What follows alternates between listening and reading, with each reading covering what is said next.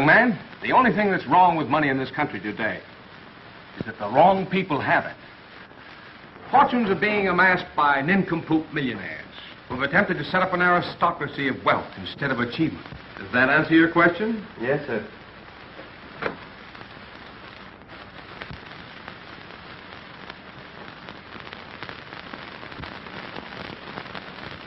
Oh, and while we're on the subject of nincompoop millionaires, it might be well to consider my plan for limiting the antics of their offspring by establishing a 90% inheritance tax.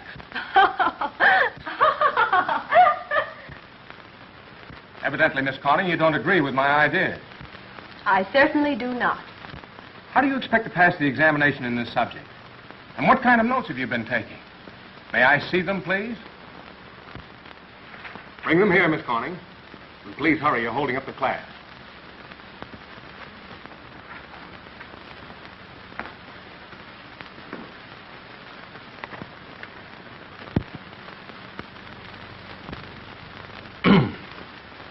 Thank you. You seem to have covered the subject completely. Maybe you have some ideas on what's wrong with conditions today. There is nothing wrong with conditions. It's the people. If they weren't too lazy, they'd go out and get a job. Did this brilliant solution originate with you or your father? My father thinks the same way, too. Maybe that's what's wrong with the banking business. Corning, you'll certainly have to change those views if you expect to pass your examination and get your diploma. That's all, Miss Corning. Please be seated.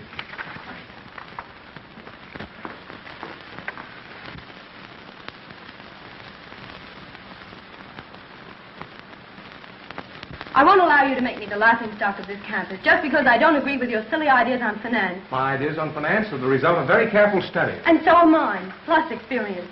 That's why I demand my credit for a diploma.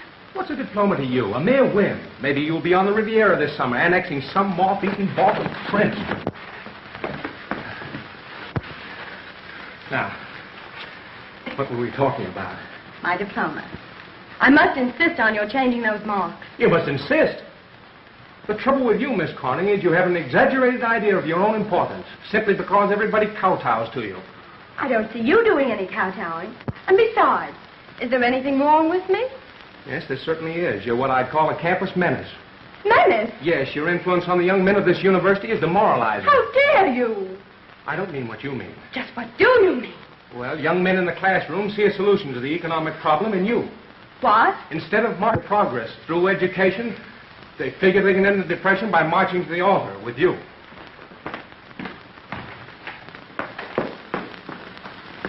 Professor, you seem to have my personal affairs all figured out. I didn't know I was so important to you. You're not. There are things more important on my mind than you. For instance? I'm much too busy on my forthcoming campaign to end the depression. Campaign to end the depression? Huh. Yes, I'm being sponsored by some very important people. Who in the world would sponsor you? Who in the world? The World Improvement League. I never heard of them. Well, there are a lot of things you've never heard of before. Excuse me. Professor Jones, there's something else I want to say to you.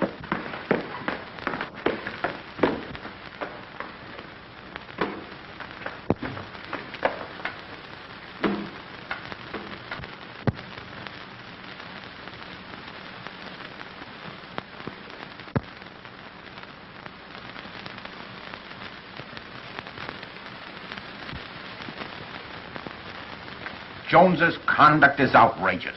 It's a disgrace to the university. You've done a splendid thing, Mr. Corning, in bringing this to the attention of the news. And I want to assure you that I'll use all the power of my paper in fighting this scoundrel. The moment my daughter showed it to me, I knew that fellow had to be squelched. Question: what is wrong with money? Answer: the wrong people have it. And sponsored by the World Improvement League. World Improvement League. That's a dangerous bunch, Mr. Moxie. I've got it. Russian Secret Society strikes at Pelton. Agents of the GPU at work. It's a headline, Markey. GPU strikes in Pelton. Loyal campus queen leads students in protest. It's the feminine angle. Mr. Moxie, I don't exactly like that campus queen idea. Might I suggest that we keep my daughter's name rather subdued? I don't agree with you. Miss Corning has done a patriotic thing which should result in this rascal's dismissal. But I don't want him. I want somebody to put him in his place. He's dangerous. He's a lunatic. Couldn't you force him to apologize? Apologize? Why, the man's refused you a passing mark because you didn't agree with his crazy doctrines. Miss Corning, I'm depending on you to assist Mr. Larkey. That will be a pleasure. Come on, Mr. Larkey. I'll see this red professor gives you a diploma. When the presses begin to hum, you'll hear the dying groans of Trotsky doing a Kazatsky with the remains of Professor Jones. But I don't want to see the dying remains of Professor Jones. I only want somebody to put him in his place. Yeah, we'll do that.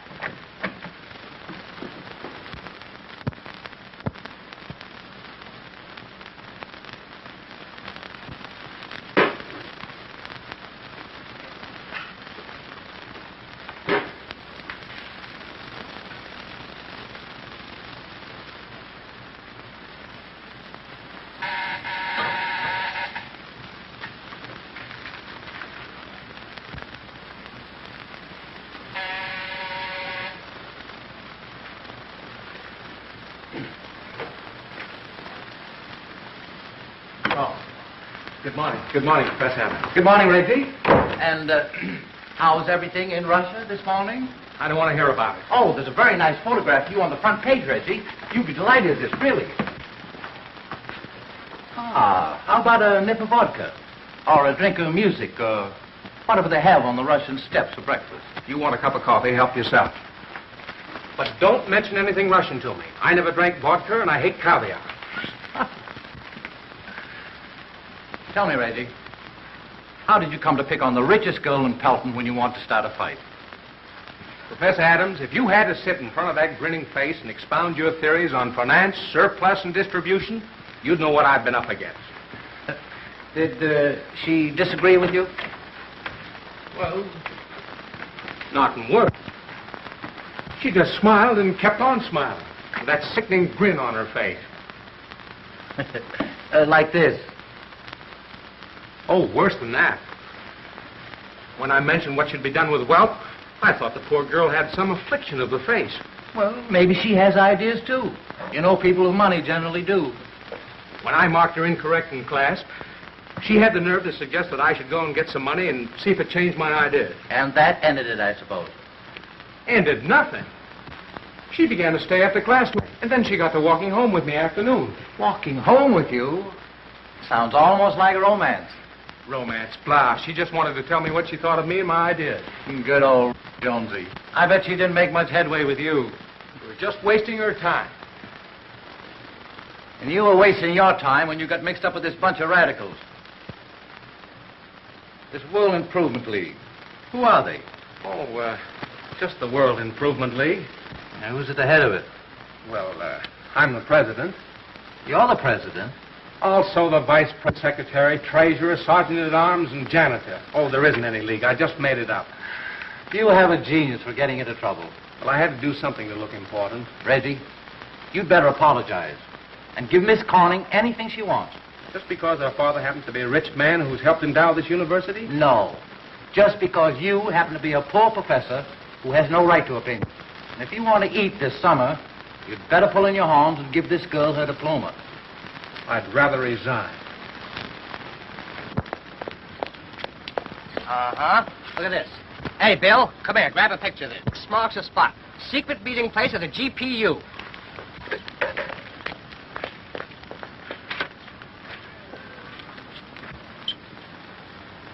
What do you think of a guy like this?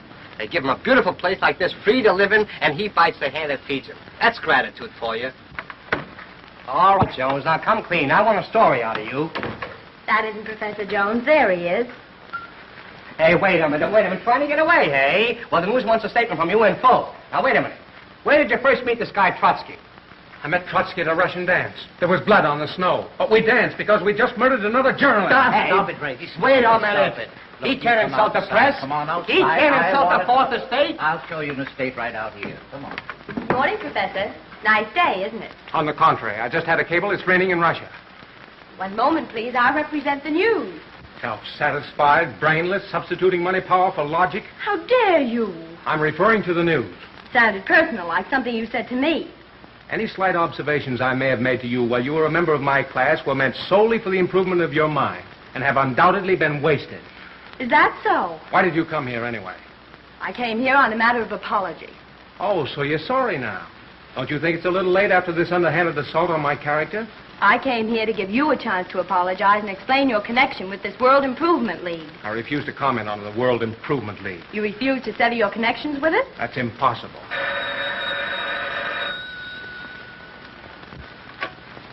Hello? Yes, Dean. Yes. Without going to class first? Yes, Dean. I'll be right over. That sounds serious. Oh, no, I'm going to be honored by the entire Board of Trustees. Perhaps I should go along with you. And you've done very well, as it is. So this pamphlet presents your ideas, Professor. Yes, my theories on surplus and distribution. Why did you have to attack the very men who form the backbone of this nation? Meaning yourself? Well, let us say, the things these gentlemen and I stand for. You gentlemen will have to mend your ways. The people are going to insist on it. Under the banner of the World Improvement League? Yes. Meantime, our so-called important men and millionaires are of very little importance in your opinion, Professor. You gentlemen will have to admit, it's hardly an achievement today to get $1 million. Well, you should try it. Well, I wouldn't mind some time. No time like the present. And at your own suggestion. It would be a very neat solution. Don't you think, gentlemen? Splendid. Nothing could be fairer. Does that mean I'm to be discharged for my opinions? Not at all. This university is a liberal institution. We merely encourage you to follow out your own ideas. When you return with $1 million, your post will be open. Meantime, you are on a leave of absence, without pay, of course. Good day. Thank you, gentlemen.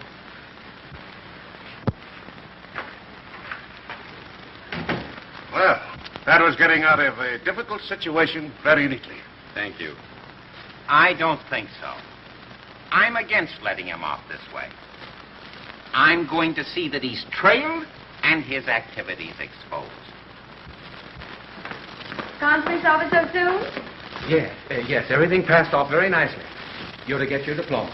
Thank you. Oh, backing down, eh? I had to back down. You see, I'm to get $1 million. $1 million? $1 million for your ideas? Yes, for my ideas. Like a Nobel Prize? Well, not exactly, but I'm to get $1 million. I can't believe it. Well, that's what the board just said. And they meant it. Well, I wasn't exactly willing, but they insisted. Oh, boy, what a story. The professor's plan ends the depression. Will you go right on teaching? No, I'm to go on a leave of absence. Travel a bit and see the country. Will you be gone long? Yes, quite a while, I guess. Well, goodbye, Miss Corning. Goodbye. Where will your address be, Professor? The Ritz.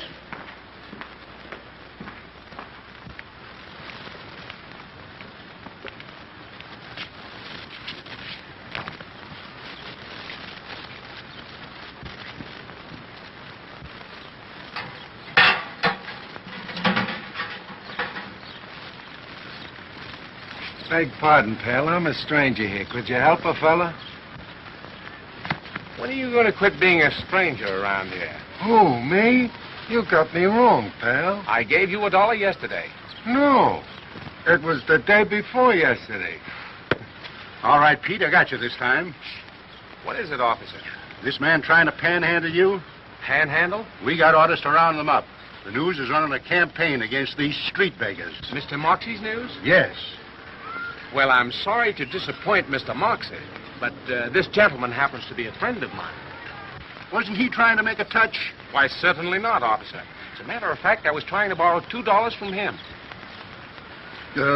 Sure he was, and I was just about to give it to him when you came along. Here you are. Thanks. Sorry, Professor. My mistake. That's all right. Thanks, pal. You're sure regular. Well, goodbye, Pete.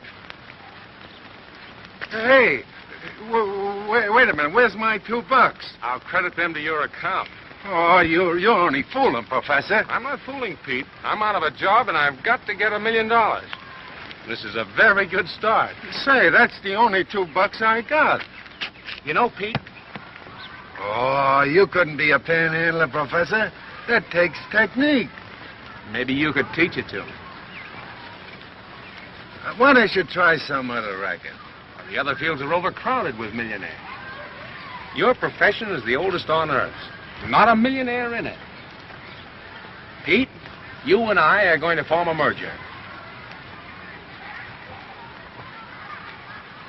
Okay, pal. Okay, pal.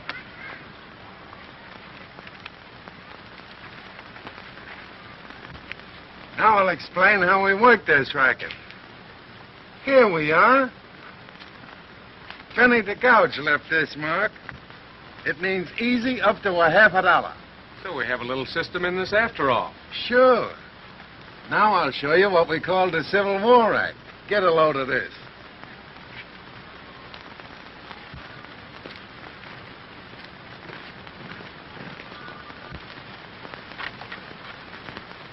Could I mow your lawn for the price of a meal, sir? You're in no condition to work. Here's the price of a meal. Thank you, sir. It's all right, son.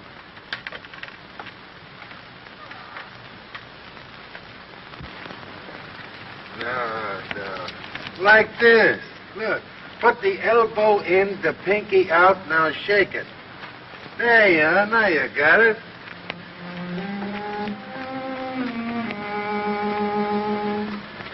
Come on, Professor. Well, wait a minute, Pete. I want to hear this blind man play.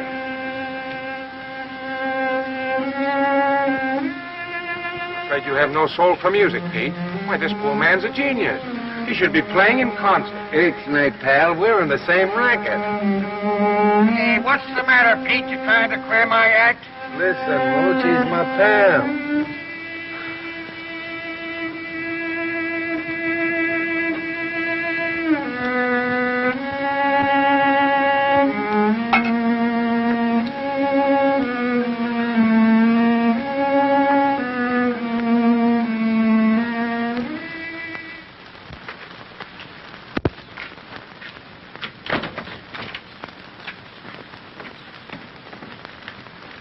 Well, here we are, headquarters.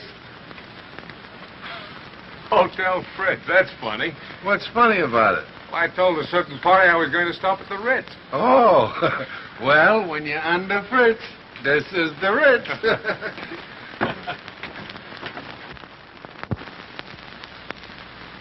Say, maybe we can make a moocher out of him. No, he ain't got the personality. How about him doing the Civil War Act? Yeah. No, I tried him. He ain't so hot.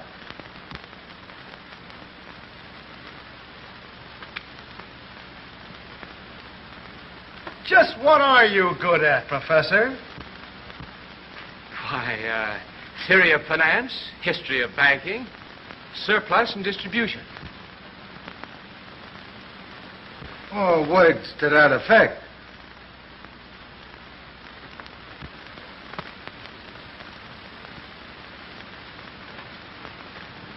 Too bad. You college men present a very grave problem. Wait a minute, Benny. I got it. Something in my line, Pete? Have you got a face for this? For what? Dummy chuck. Dummy chuck? Yeah. Chew some soap and throw a fit.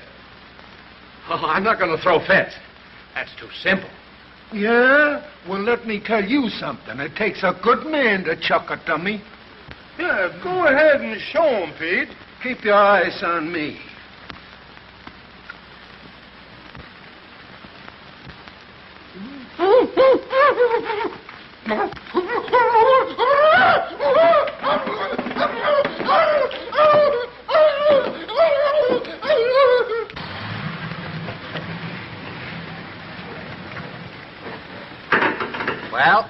we are.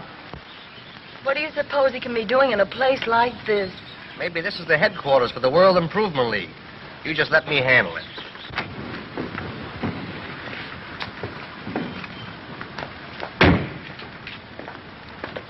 Do you think it's safe for me to go in here? You're with me, aren't you?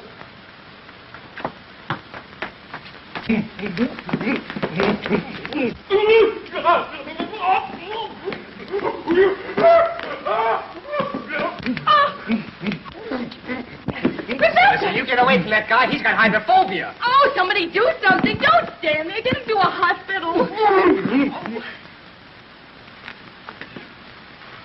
Why, good afternoon. Oh, are you all right now? Am I all right? How did I do, boys? Terrible. No technique. Professor Jones, what is the meaning of this exhibition? Why, I was learning to chuck a dummy. Is this another of your crazy ideas? Say, how about a little statement from you? Very simple. I'm to get $1 million, so I picked a wide-open profession. So you're going to turn panhandler, huh? Exactly. It's shameful. I thought you'd have more pride than to go begging for money. Well, why not? Everyone begs. Big business spends millions on billboards, newspapers, radio to beg the public. Please buy my coffee. Please buy my tea. Please, please. Try this and try that. It's all begging. Oh, that's different. They deal with the general public. And that's exactly what I'm going to do. Why, today there was $1 million in dribs and drabs passed out on the streets to beggars all over the country. At $1 a day, it would take you 1,000,000 days. Not if I can reach 1 million people a day, like big business. That's it. That's it. Advertise. Reach the power of the masses. Yeah. On a campaign, huh? I'm going to ask the people to make me a public millionaire to carry out my ideas. At $1 apiece, they'll never miss it. Public friend number one. Say, that's a great idea. Oh, it's crazier than his ideas on finance. Come on, Pete. Where are we going? To make $1 million. Huh? Come on, we're going to see what he does. Oh, I don't care if I never see him again.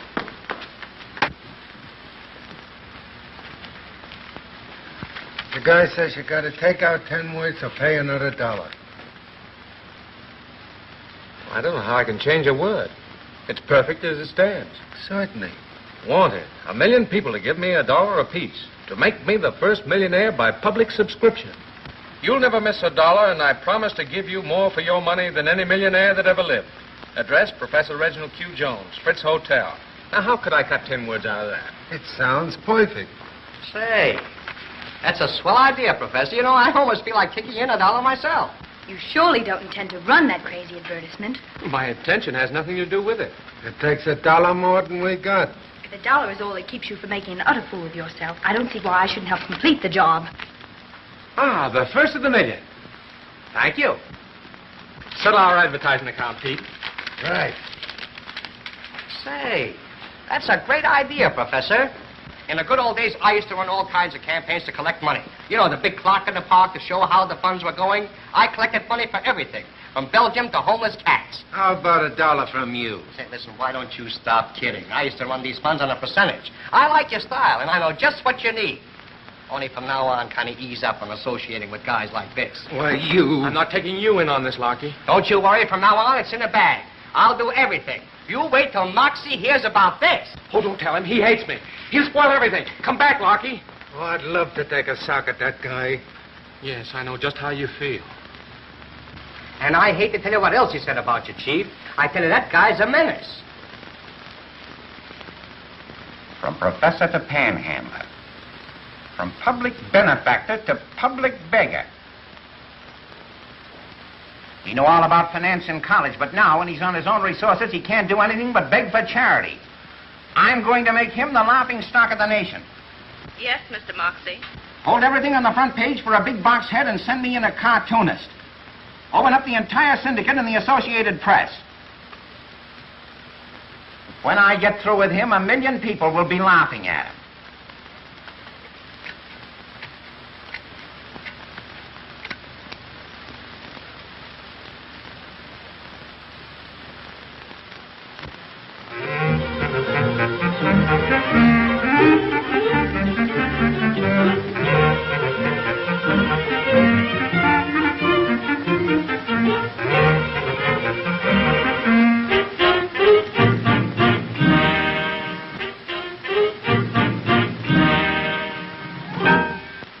This Moxie says he's a radical. Well, I don't like Moxie. No. I'm going to send $1 to Jonesy. Me too. Here's a chance, girls, to catch a millionaire. All Professor Jones wants is $1 from 1 million people, and he promises plenty. You know, I think he has a splendid idea. We'll both send him $1. You know, my dear, I don't like the way Moxie picks on this poor, jobless professor. We're going to send him $1. Is it romance? Girl who caused Jones to lose professorship gives first dollar to make him millionaire. What are you going to do about that? I'm going to have him arrested. He ought to be put in a lunatic asylum.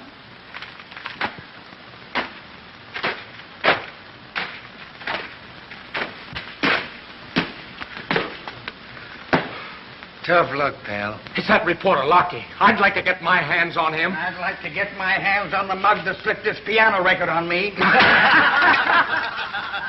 That guy thinks he's got troubles. Hey, Jones. Boy, congratulate me. I told you I'd fix it. You're made for life. Get away from me. Well, I let him have it. Hey, wait a minute. This guy's still hanging around here. Do me a favor. Send him on an errand, will you? I got a lot of business I want to talk over with you. I don't want to have a thing to do with you after this mess. Look at that. Say, what do you want for the first day? You're the talk of the country. You couldn't buy that front page space for $5 million. It's killed me. Moxie's used his power to make me the laughing stock of the nation. He's warned everybody to ignore me. Why, you're crazy. If you could get $1 from everyone who reads Moxie's newspaper that doesn't agree with him, you'd be worth $1 million in 24 hours. But why did you have to drag Miss Corning's name into this matter? Why? Because I slipped that story to the opposition paper. That's the feminine angle. Romance. It's a perfect setup for sympathy. It's disgusting. It's tremendous. A girl in a mansion gives $1 to a boy in a 20-cent lodging house to help him make $1 million. Say, listen, can't you see anything, or are you just an adding machine? Nothing about my wonderful ideas of the distribution of surplus.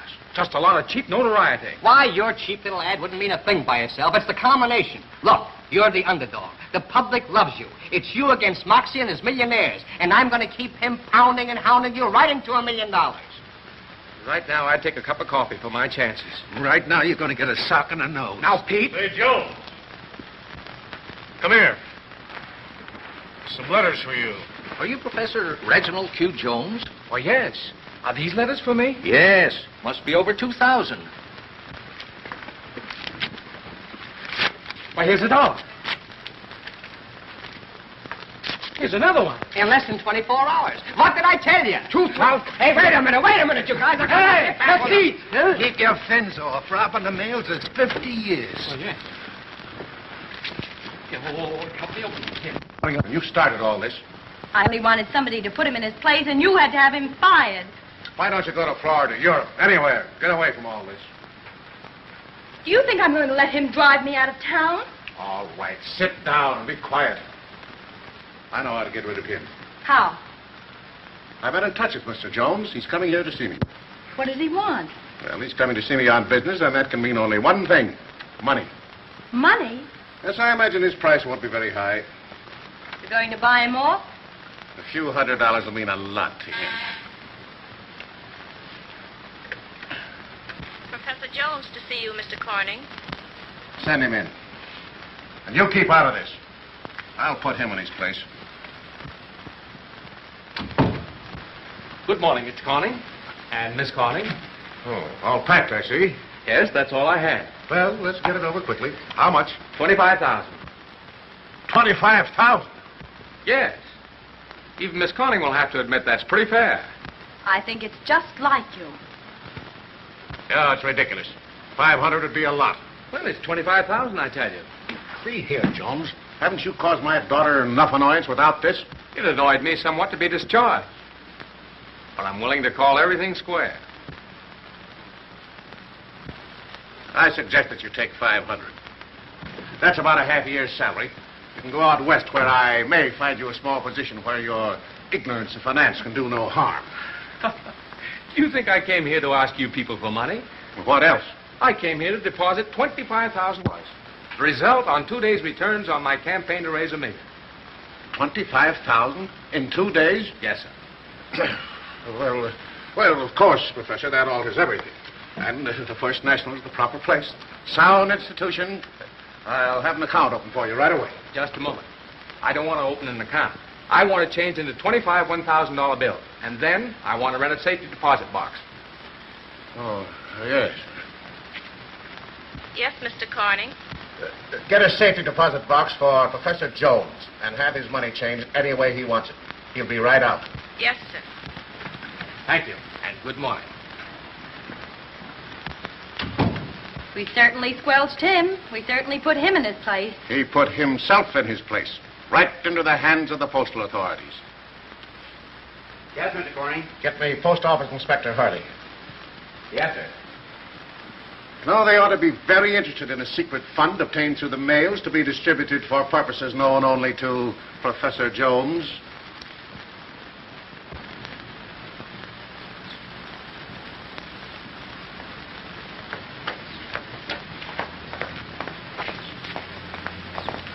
Hey, fellas, you're just in time. Look, grab yourself a flock of pictures and we'll spread this all over the front page.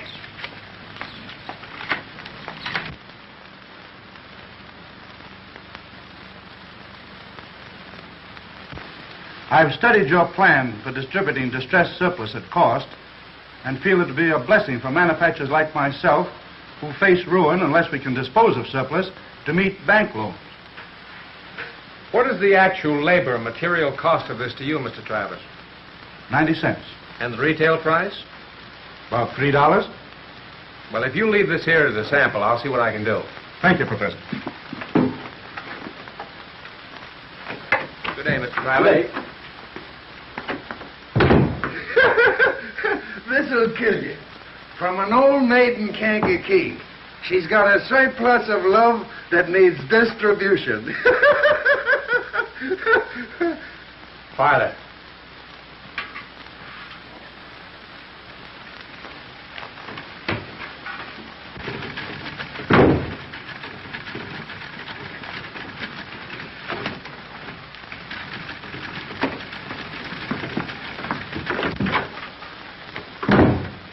Listen, there's something up. I just saw Moxie and Corning downstairs with a couple of suspicious-looking characters. Well, I seem to be getting very important lately. Listen, any guy that's got nearly $500,000 is important. Where's Jones? He's busy in the private office. You got an appointment? Yes. Now, Professor, I've got to get a statement. I've been trying to get this interview for days. You see, I first... Oh, hello, Mr. Moxie. Professor Jones? Yes. I'm Inspector Hurley of the Post Office Department. Well, how do you do? Mr. Corning and Mr. Moxley have brought your activities to our attention, demanding we investigate your use of the mails. Well, I can assure you, gentlemen, everything's above board. You're using the mails to foster a radical fund. That's not true. Oh, no, boss. I've got the inside right. Oh, don't boss me. You're fired. You're in this with Jones. You have betrayed the news, and any man who will betray the news will betray the nation. Oh, you can see for yourself, Inspector. I've kept an absolute list of everybody contributing. And I haven't touched a dollar of the fund in accordance with my promise not to do so until the entire million is subdivided. Yes, but your advertisements promise more for the money than any millionaire that ever lived. And I intend to carry them out. How? By hiding money in a safety deposit box? That's my individual business. There's where you're wrong. No individual is allowed to campaign money by mail.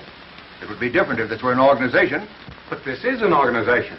I'm carrying out the plans of the World Improvement League. Well, is it a responsible organization?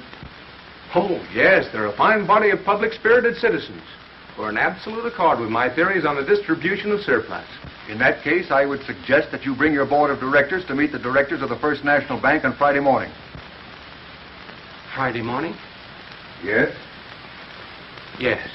Meantime, you will withdraw the money from the safety deposit box, put it into a trust fund, which will be controlled by the bank, pending the outcome of this meeting. Very good, Inspector.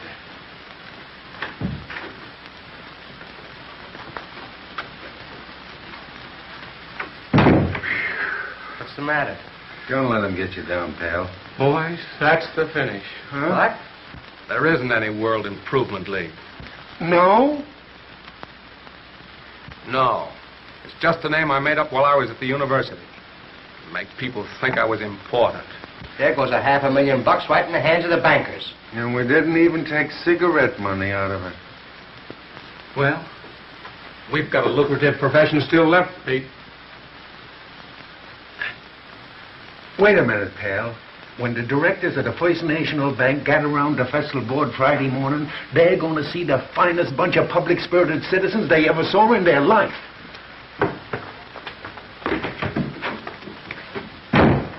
I think I'll buy 1 million shares of steel. I'll take $1 million worth of bonds. But steel is much higher. Rails is fiber. Bonds is going up. And look at rubber. Yeah. Come on, you mugs. Rehearse. Put some life in it. You ain't bought a nickel's worth of stock in an hour. You're supposed to talk in the millions. Oh, what's the matter, Pete? I thought we were doing pretty good when we sold them the Pennsylvania Railroad. Oh, you're terrible. I don't think you guys was ever in a bank. Who, me? I was almost in a bank once when the tunnel caved in. Yeah? Well, tomorrow you're going in through the front door for a change. And what worries me is what you guys is going to do when you meet the president. Oh, there's nothing to it. It's in the pillow slip. Yeah? Well, imagine I'm a big bank president, and you're one of them public-spirited citizens. You're a big shot, I'm a big shot. All right, now. You walk into the bank, but come right up to me. Now, what do? Here I come. How are you, Governor? Who said anything about governor? Oh, my Mr. President. How about loaning me a paltry $200? Listen, I said I'm a bank president. A cold fish that wouldn't give a nickel to his grandmother. Oh, now I'll show you how it's done. I'll make you the president. I'd like to be president of a bank for just 1 hour. Yeah? All right. Now, you're the bank president. I'm coming into you. Now, you mugs watch. I walk right in dignified. I don't even look at the money. I come right up to you, and what do? Well, what do you do? I bow. Oh. That's the first thing a gent's got to know how to do. Now, I bow, and you bow. Not like that. Bend the back like this. Hey, lay off. Where's your dignity? You're supposed to be a bunch of public-spirited citizens. All right, get around the conference table. Now remember, you mugs, you're doing this for my pal Jonesy. If you let him down tomorrow, it means the bank grabs control of the dough. The public has trusted my pal with this money. And he's got a great idea on how to end the depression. When people get more dough, they have more dough to give away. But if them highbinders get their mitts on that dough, there won't be enough left to buy a bag of peanuts. And there's one more thing I want to tell you guys. When you meet them mugs, don't try to panhandle them. No, that's right. Here you are, fellas. Where did you get those? Now, don't be too inquisitive. I just borrowed them. Oh, yeah? Hey, wait. Take it.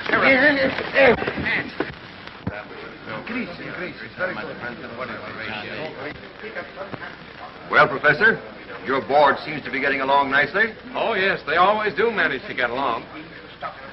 And no common stocks. In fact, I don't like anything common. I haven't met you. My name is Smith. How do you do, Mr. Smith? Glad to have met you.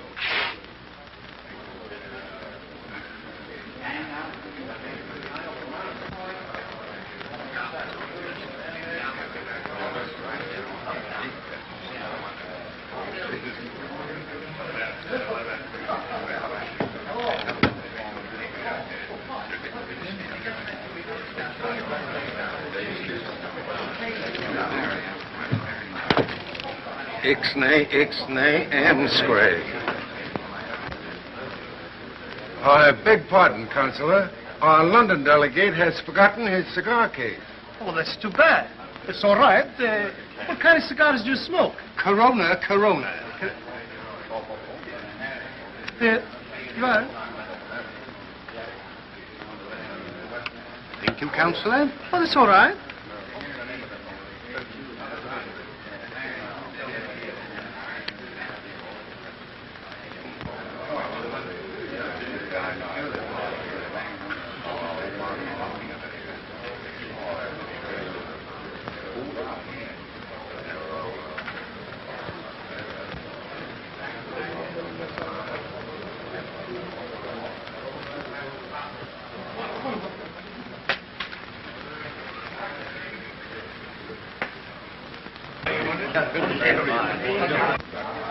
A peculiar-looking body of men. All these anti-poverty advocates have that eccentric look. Too bad.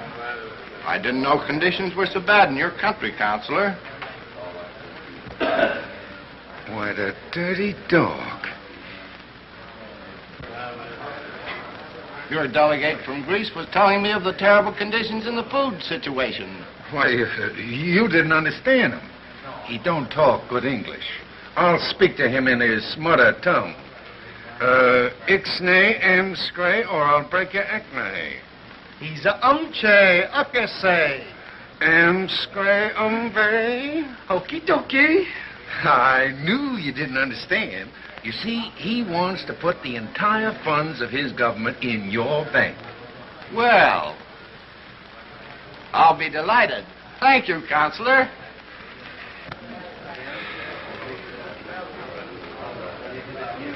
Gentlemen, in my capacity as trustee, I would like to ask your opinion as to some investments for your funds. Now, first, let us consider the Eastern and Western Railway. Why, I don't like Eastern and Western. Well, why not? What's wrong with Eastern and Western Railway? Well, the road bed's no good. The ties are coming loose. Have you inspected the road recently? Every foot of it. Now, take Defensie. Now, there's the railway. I agree with the gentleman. We should buy Pennsylvania. All in favor? Aye. Certainly. And now, gentlemen, we come to the copper situation. Mr. Hawkins, what is your opinion of coppers? I don't want anything to do with coppers.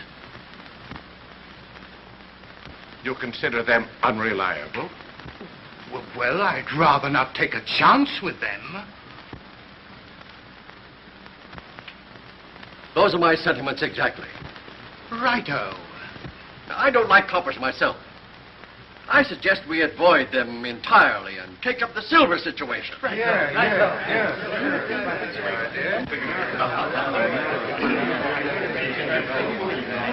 Is everything satisfactory, Inspector? I'm really amazed, Jones. Mr. Corning, I think you'll have to admit you were wrong about the World Improvement League. Well, not necessarily. However, I must admit that they seem to be experts on coppers and railways.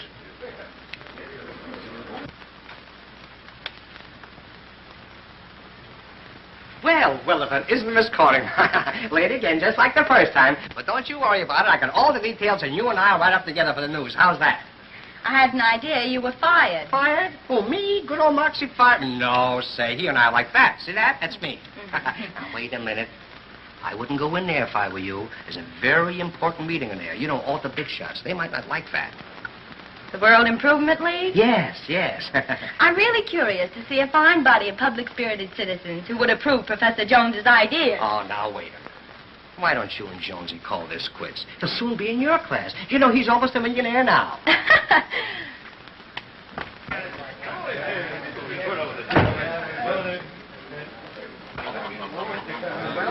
And worked it up to 100. I do you.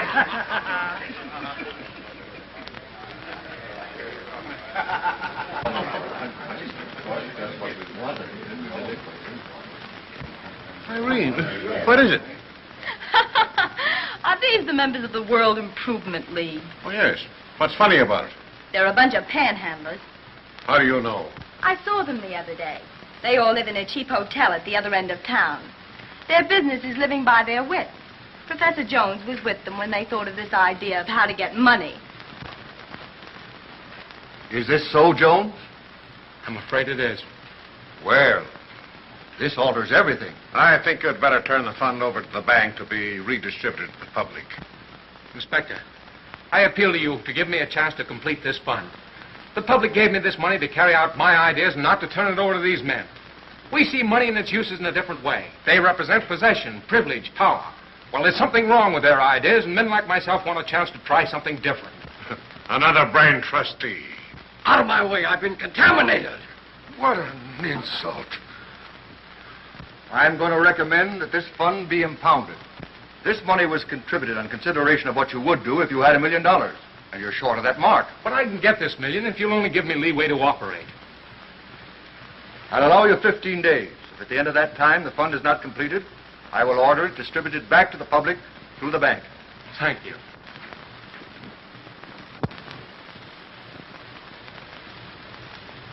Keep it, Professor, with my compliments. Besides, I have an idea you've got something up your sleeve. They ain't stopped us yet. The professor's got a chance to talk on the radio. Nervo toothpaste. Nervo toothpaste? Rub it in your gums, it penetrates the nerves, it pacifies. You never get nervous with Nervo. Yes, I've been in communication with the Nervo people. They seem to think it a good idea to put me and my associates on the radio as an example of how much nerve you can have if you use Nervo. Splendid. It's a chance to work in an appeal to 15 million listeners. If I can get in on that hour, I'll complete this fund. Best of luck to you, Professor, and I'll keep in touch with you. Thank you. Thank you. Bye. Say, this is a swell gag. If we had some ham, we could have some ham and eggs if we had some eggs. There's a funny one. You'll never get on the radio with jokes like that. No? Well, listen to this one. I had an accident today. I threw a cigarette out of a second-story window. And how was that an accident? I forgot to let go of the cigarette.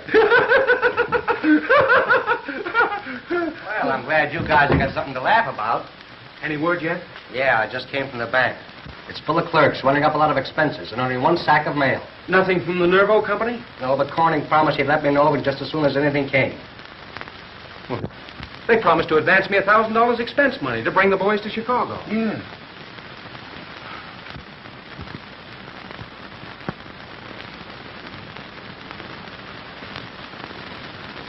You'll have to give him that check. It's not a contribution to the fund. Don't worry, my dear. I'll give it to him when there's no danger of him reaching 15 million people. Dad, that's illegal. Well, there are times when men of responsibility must take steps to protect the public. But it's a personal letter between the Nervo Company and Professor Jones. Well, we're handling all his mail now as trustees. What difference could it make sending him this money? He needs it. It might make a difference of $200,000 in eventual fees for handling this fund. Besides, the public must be protected. Fools like Jones have no right to money. Dad, this is the very kind of thing Jones has been saying about you. What did he say? He said that people like you, when they have some illegal thing to do for money, always find some high moral ground to put it on. Jones is a radical, a troublemaker. Besides, there's nothing illegal in what I'm going to do. I'm going to send this check back to the Nervo people. Dad, Eh? I quarreled with Professor Jones in class. He's responsible for his being discharged, thrown out on the street, because I believed he was wrong. And it's going to be dreadfully humiliating for me now to have to apologize. Irene, where are you going? So your old man's a crook. I've got to get that check from your father. He's already sent it back. But how are we going to get to Chicago? I have a roadster. Nix. A dame once took me out in a roadster to get me bumped off. Yes, how do I know this isn't a trick just to get me out of town? You'll have to trust me. Well, I don't see why you're going to all this trouble just on my account. Because I don't think you'll ever become a very good panhandler. Oh, so you think I'm a failure at everything? Hey, a telegram from Nervo. What does it say? In front of her? Well, that's all right. Go ahead. Read it. Expect you broadcast 8 o'clock tomorrow evening with your Knights of the Road, leading exponents of Nervo. Knights of the Road. That's my gang. 24 hours to get to Chicago and no money. We can make it in the car. But there's only room for 2 of us. What about the rest of the boys? Never mind about the boys. When them mugs make up their mind to travel, all the railroads give them service. Well, come on, let's go. So long, pal. See you in Chicago. Yes, good luck, Pete. Goodbye, Professor. Good luck, Lockie.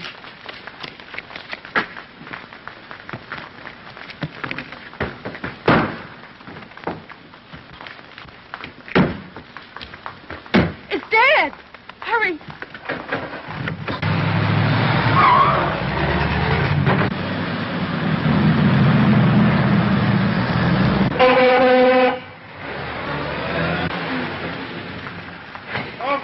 Officer! Yes, what is it? My daughter just been kidnapped. Kidnapped. What's your name? Irene Corning. Give me her description. She's 20 years old. Dark hair, dark eyes, got a blue dress on. Calling all cars. Calling all cars. Be on the lookout for Miss Corning. Age 20. Dark hair. Dark eyes. This young woman was last seen with Professor Jones in a light tan roadster. License number 11-764.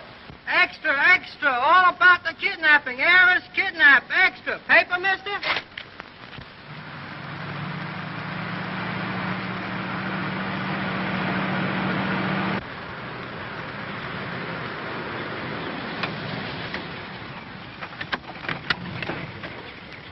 Well, I guess we lost him. I'm going to take a chance on hitchhiking to Chicago. Well, what's the matter? I saw your father waving his arms to a policeman. Next thing you know, he'll accuse me of kidnapping. Won't that be exciting? Well, I wouldn't put it past him. Dad's smart that way. Yes, and in a lot of other ways, too.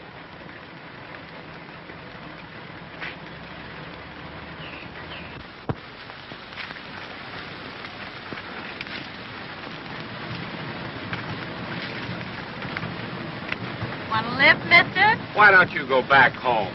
I wouldn't pick up just any man on the road, but you've got a nice, kind face. Will you let me alone? Ever since I've known you, I've had nothing but trouble. And that's nothing to what will happen if you don't get in this car. Nothing more could happen. Oh, yes, there is.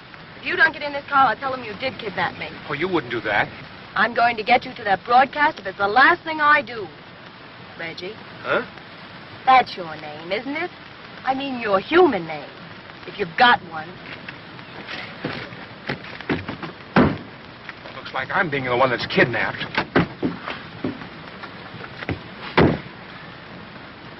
Don't worry, Mr. Corning. He can't get away with it. We've got everything covered. Railroads, airports, steamships, and all waterfronts. I don't care what you cover. Get my daughter out of the hands of that lunatic and his bunch of notorious characters. Spare no expense.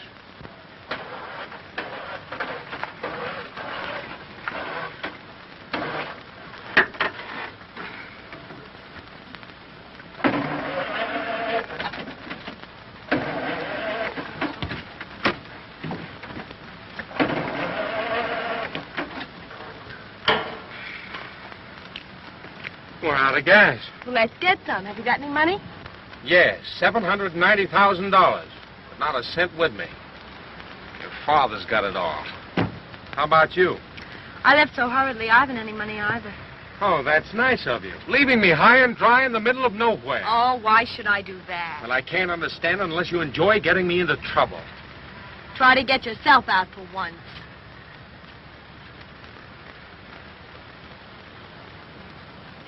It's lucky I learned a little trade.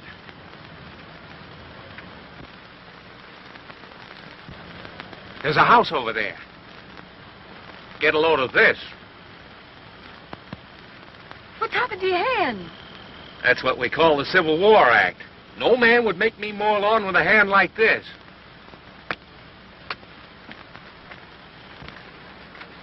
Can I mow your lawn for the price of a meal, mister?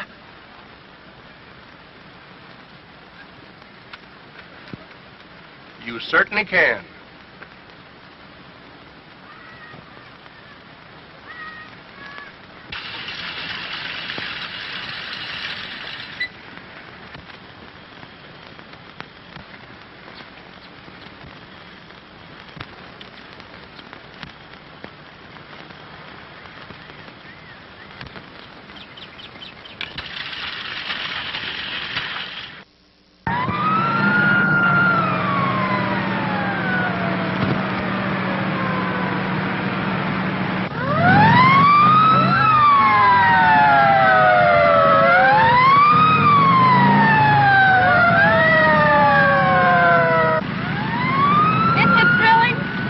Be happy till I'm in jail.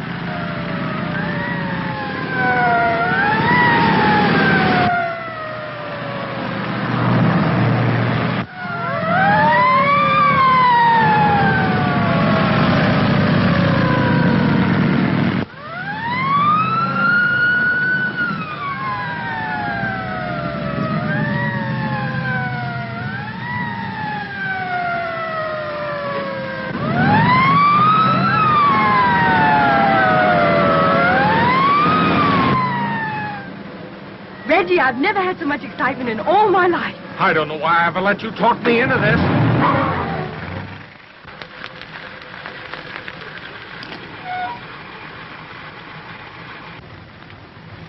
Haven't you got any idea where we are? No. Good. Let's stop here until daylight. Stay here all night? Well, why not? We've spent half the night in the car already. It isn't right. I feel perfectly safe with you. Huh? Well, why shouldn't you? I suppose it's because I'm not attractive to you. Yes, maybe that's it. Why don't you relax?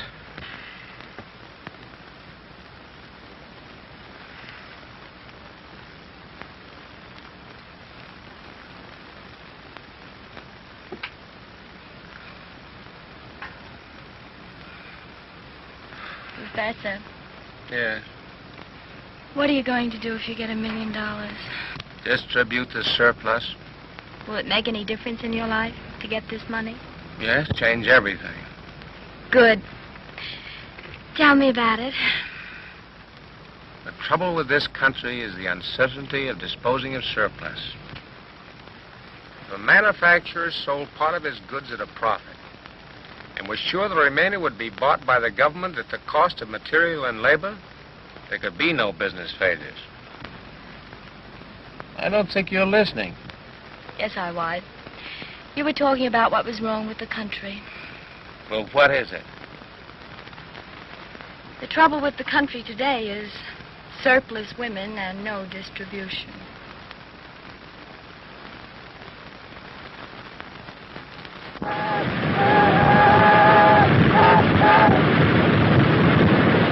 But I insist. I had berth 7 or 9. I don't know which, but I lost my ticket. Silence. What is this? A cattle car?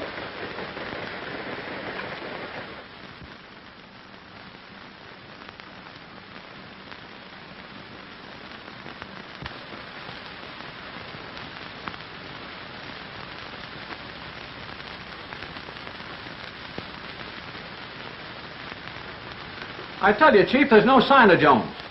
We've been here since 5 o'clock. Yeah, we're right out here where you can see everything. The other actors are rehearsing.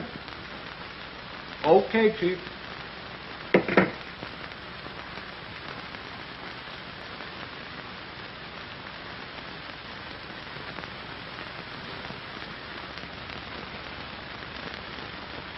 Hallelujah, I'm a bum.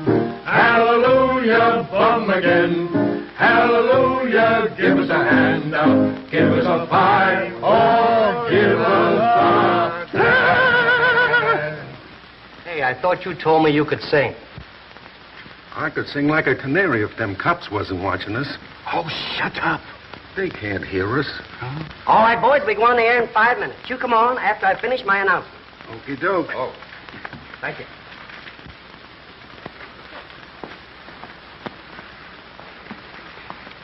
What's it look like, Lockie? If you step out in front of that glass, you'll be like a goldfish in a bowl. You won't get a chance to say 3 words. I'll talk to those detectives and explain everything. Did you ever try explaining anything to a detective? Oh, can't you think of a way to get rid of them?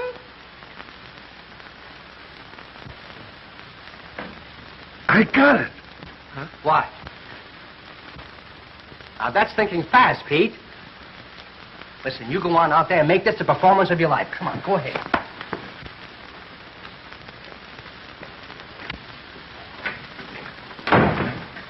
Quick, quick, get my wife. What's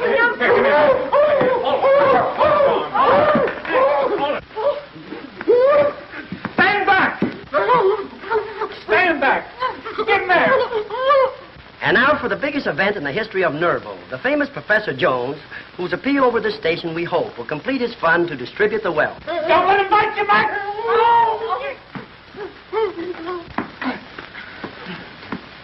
Ladies and gentlemen, you are listening to one of the most sought-after men in the country.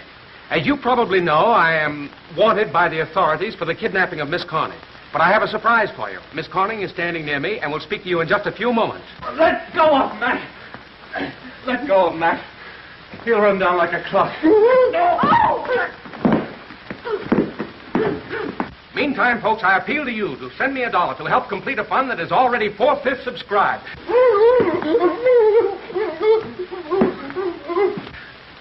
And in conclusion, folks, I promise to keep faith with all of you. You're under arrest, Jones. You can't arrest him. I wasn't kidnapped. Come on. There you are, folks. Only Nervo toothpaste could have given Jones his iron nerves to withstand this terrific strain.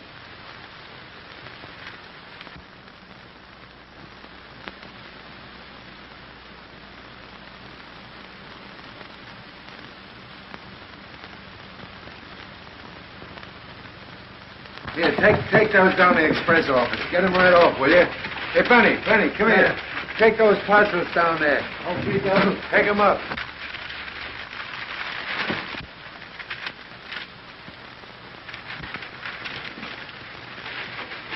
Everyone who gave me $1 received some article worth up to $3. And each manufacturer received ready cash to pay off his obligations. Well, it was just a demonstration to show it could be done. I thank you for your support. Good luck, Professor. Thank you. Lots of it to you, sir. Thank you.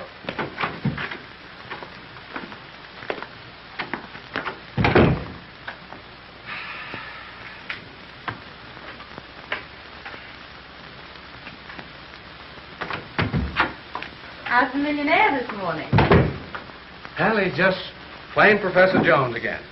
Why, if I wrote another check, I'd be put in jail. Well, you were a millionaire for a day. Now what are you going to do? Go back to Pelton University. They told me to come back when I made $1 million. Father said they told you to come back when you had $1 million. Oh. I see. Hey, Professor, listen to this. Here's a letter from Detroit. Your article was the best value I ever received. I'm enclosing another $1. Do it again. And here's one from St. Louis. Just what I needed. Enclosed is another $1. Good luck. Listen to this one. From Toledo. Your bargain was a sensation. The entire neighborhood is sending you $1. I suggest you call it the Bargain of the Month Club. Bargain of the Month Club.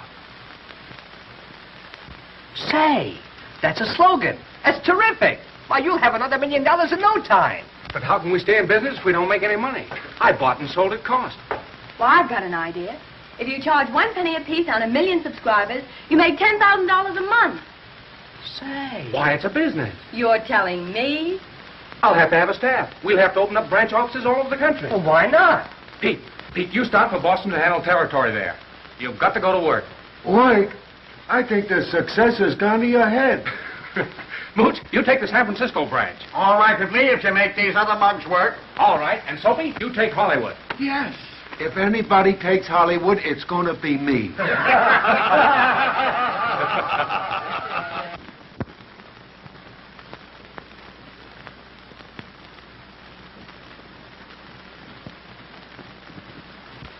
So this is your new office.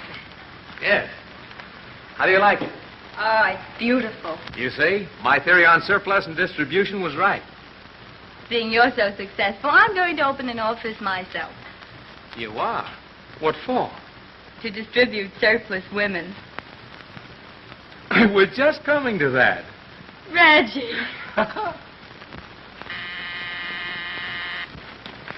Yes, Mr. Jones? Yes, Mr. Jones. I'm confronted with a situation that I'll have to handle myself. Yes, Mr. Jones.